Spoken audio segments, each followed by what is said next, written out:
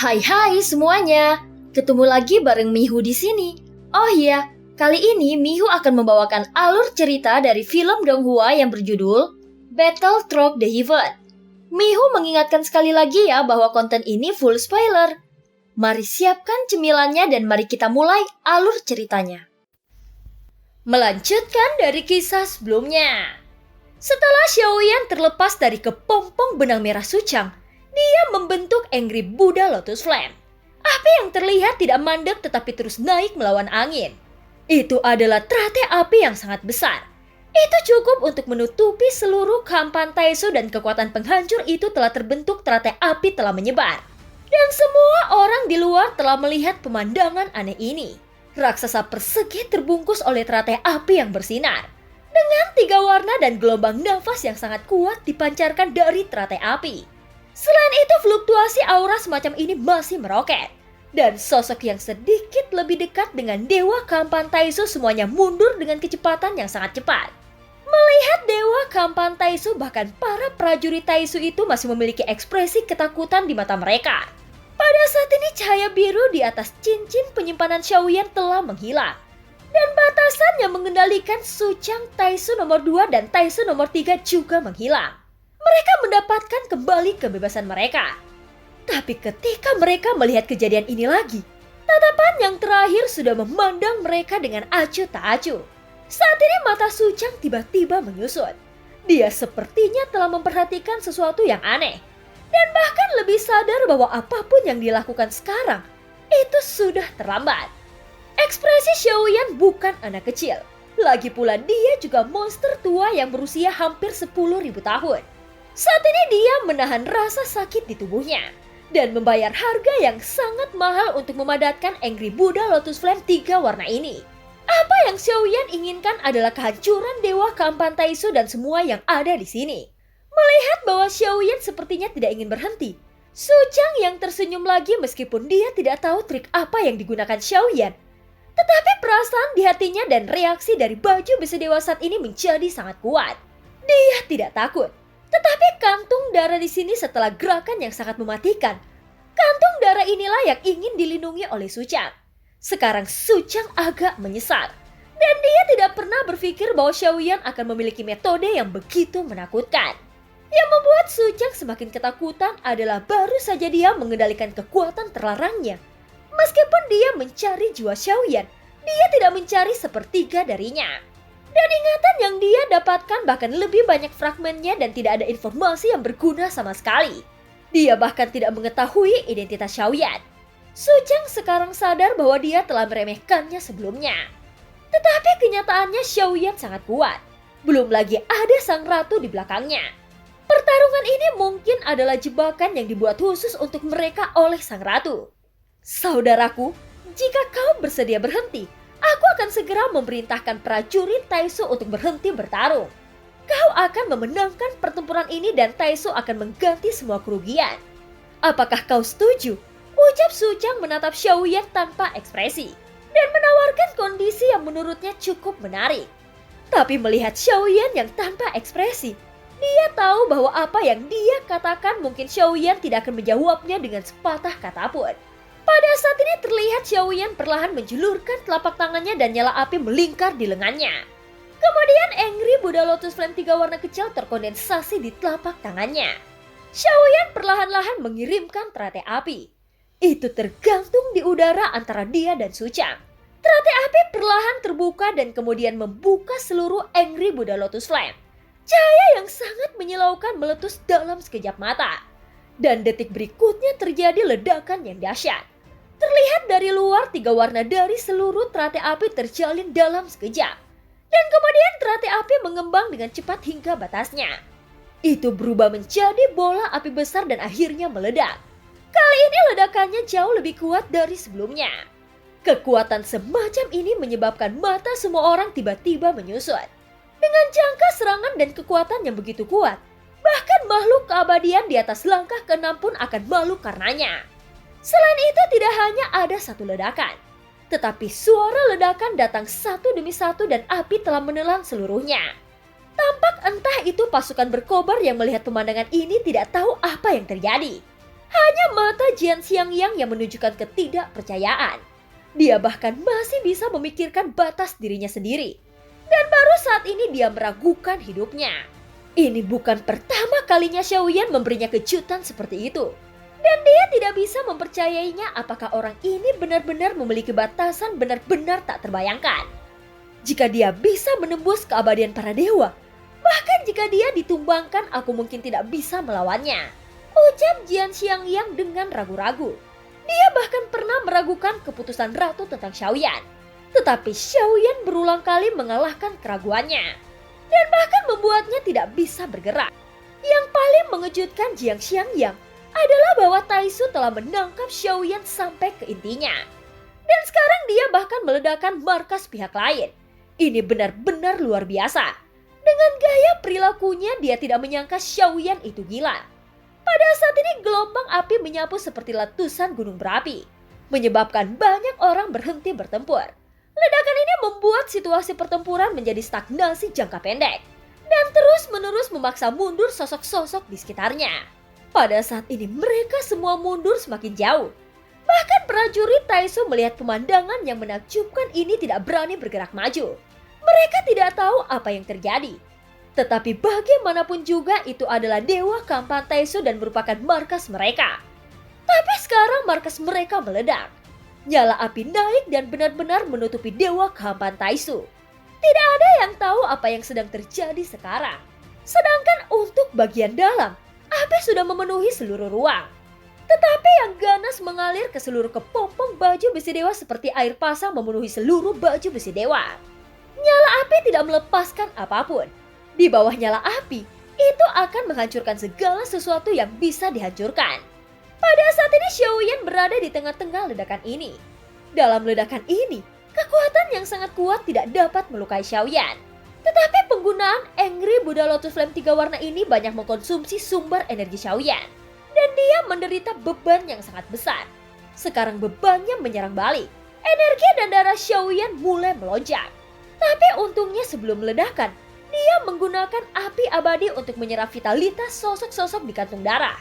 Kalau tidak, Xiaoyan saat ini bahkan jika dia tidak mati, diperkirakan dia akan terluka parah.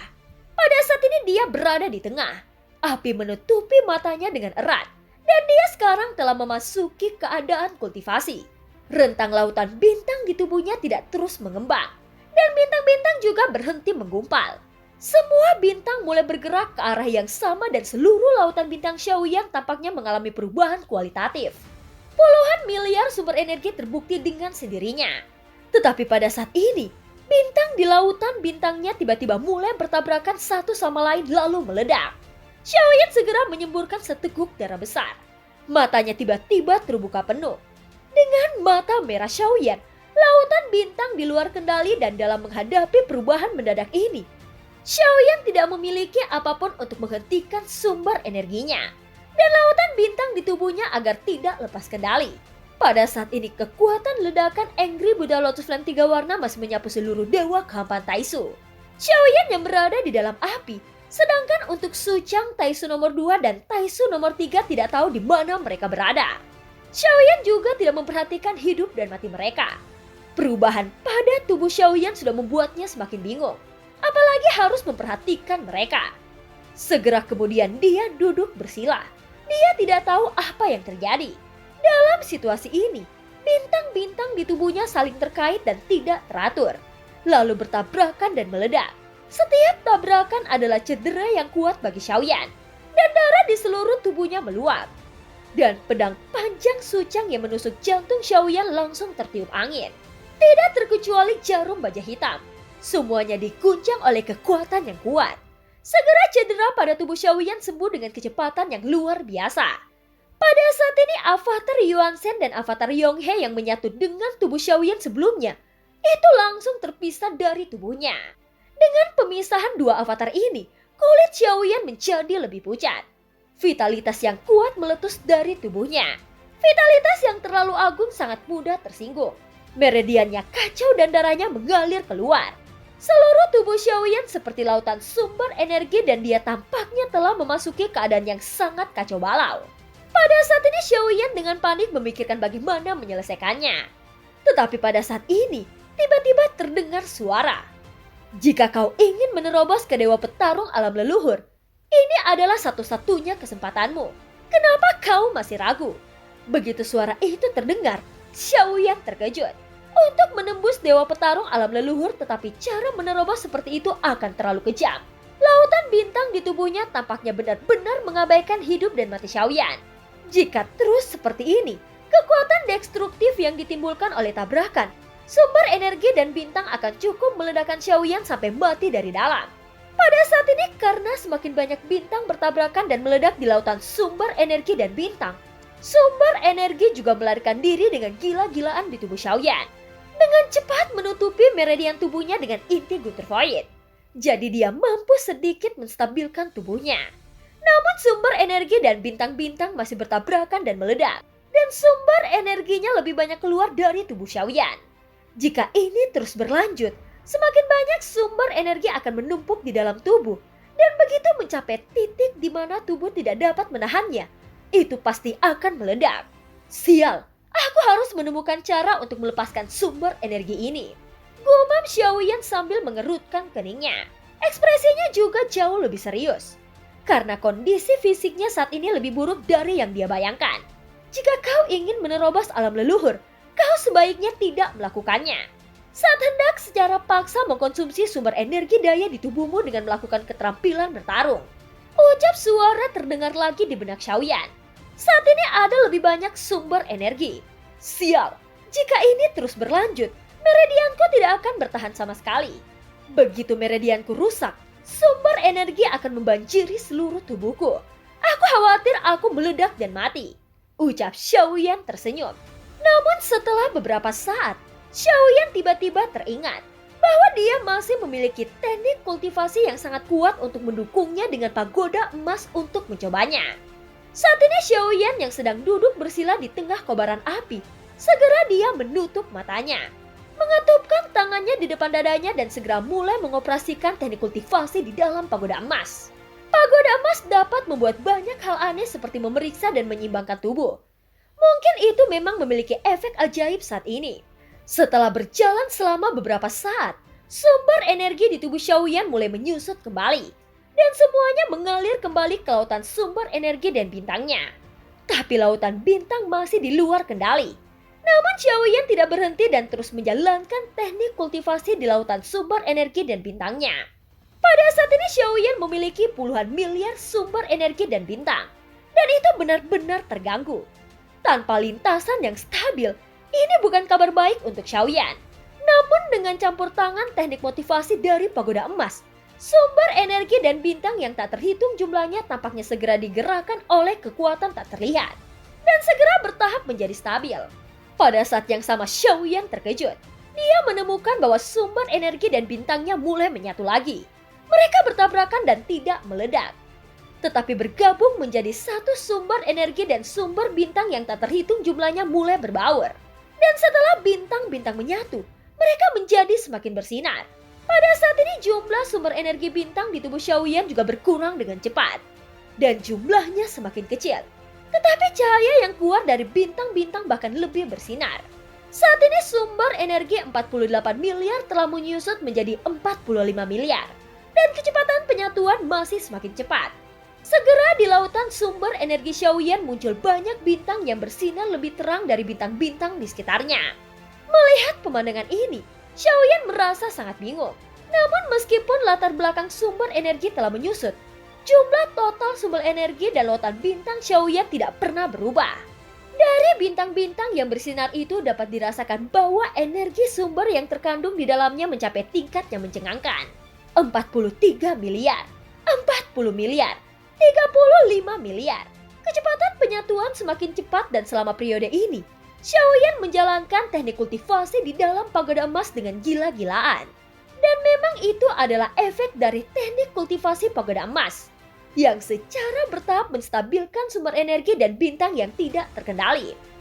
30 miliar, 20 miliar, ucap Xiaoyan bergumam di dalam hatinya. Dia merasa sangat heran dengan penyusutan dan penggabungan sumber energi dan bintangnya yang tiba-tiba. Pada saat ini Dewa Kampan Taisu masih dikelilingi oleh api tebal. dan sepertinya tidak menghilang dalam waktu singkat. Sementara Xiaoyan sedang berkultivasi, niat dingin tiba-tiba datang. Tiba-tiba kekuatan jiwa alam telah dilepaskan dan dalam jangkauan persepsi kekuatan jiwa, auranya dengan cepat mendekati Xiaoyan. Itu bukan prajurit Taisu seperti Taisu nomor 2 dan Taisu nomor 3. Aura yang dilihat Xiaoyan hanya dia yang memiliki jiwa di Taisu dan pemilik aura ini adalah Suchang.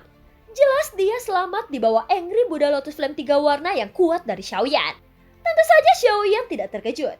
Dia juga seorang keabadian dengan baju besi dewa dan cara pertahanan lainnya.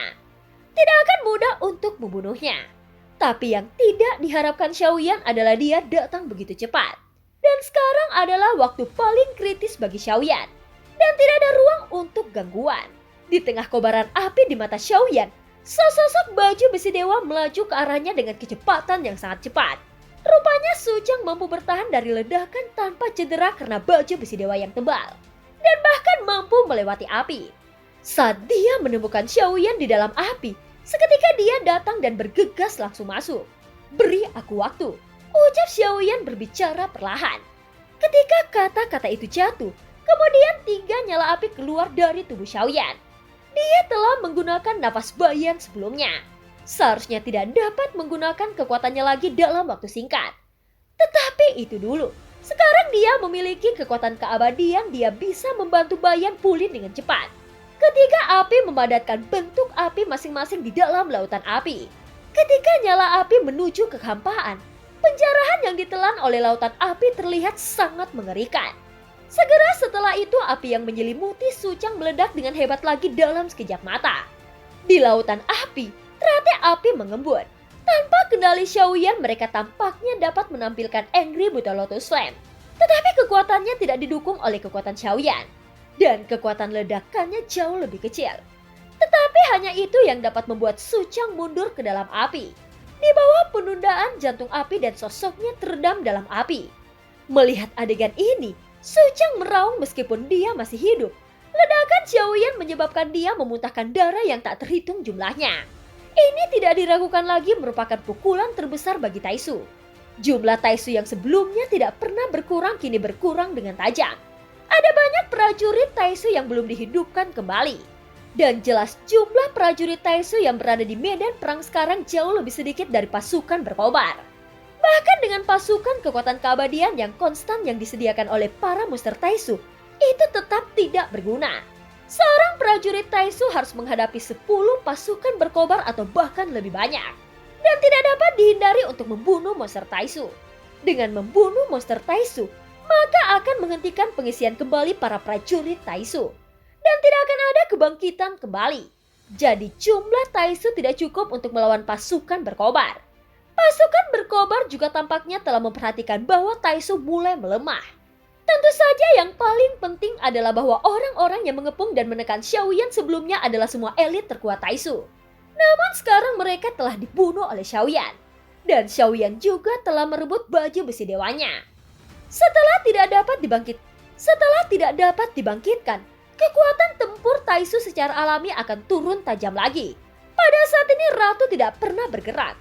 Dan itu sepenuhnya mengandalkan kemampuan Xiaoyan untuk mengubah celah besar dalam perang ini. Tentu saja masih terlalu dini untuk mengatakan kemenangan. Walau Dewa Kampan Taisu dipenuhi dengan api, tetapi masih belum diketahui berapa banyak yang telah dihancurkan. Xiaoyan tidak punya waktu untuk memikirkan hal-hal ini sekarang. Semua energinya sekarang dikhususkan untuk lautan sumber energi dan bintang.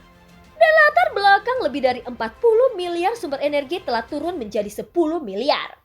Pada saat ini Xiaoyan menjalankan teknik kultivasi pagoda emas berulang kali. Sumber energi dan bintang tidak lagi memberontak. Tetapi mereka masih tidak teratur dan mereka masih bertabrakan satu sama lain. Tetapi tabrakan itu bukan lagi ledakan. Tetapi penyatuan yang dilakukan bintang sumber energi Xiaoyan. Lebih banyak bintang yang berkelap-kelip muncul satu demi satu.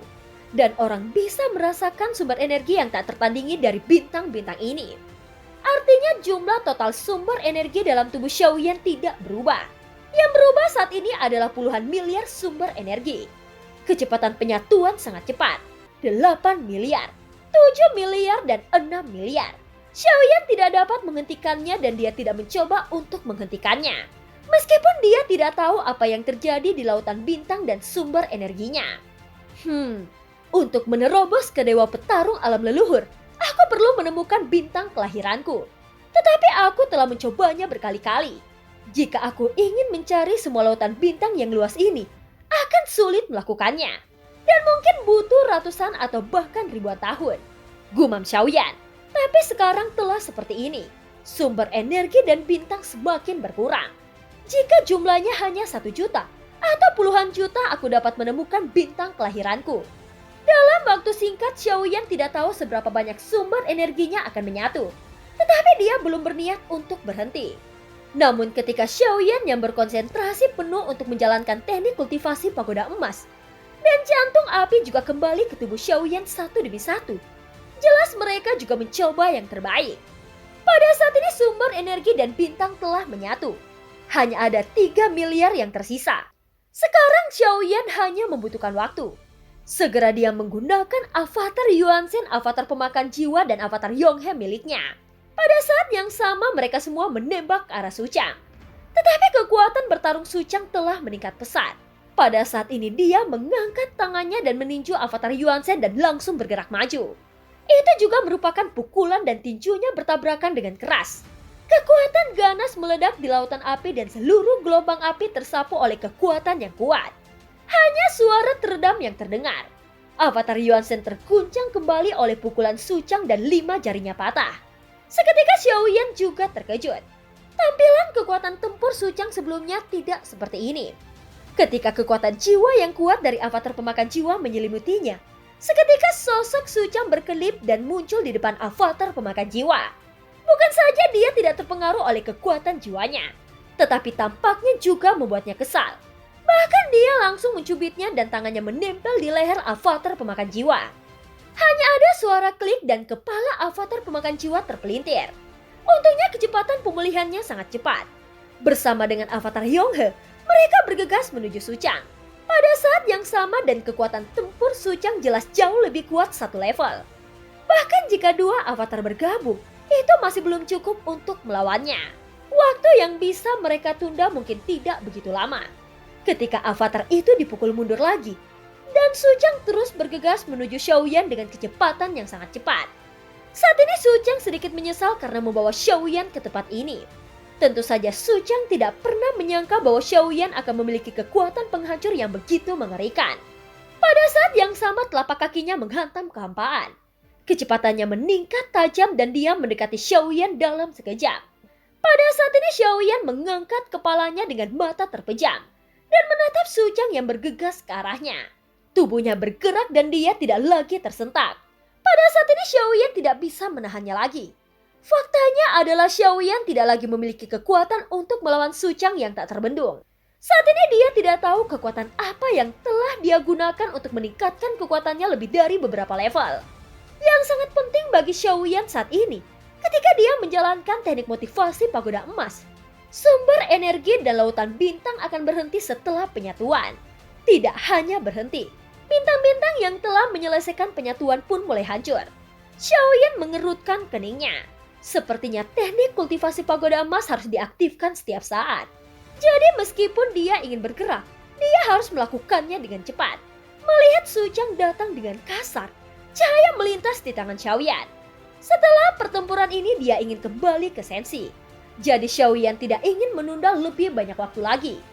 Pada saat ini sebuah jepit rambut muncul di tangannya.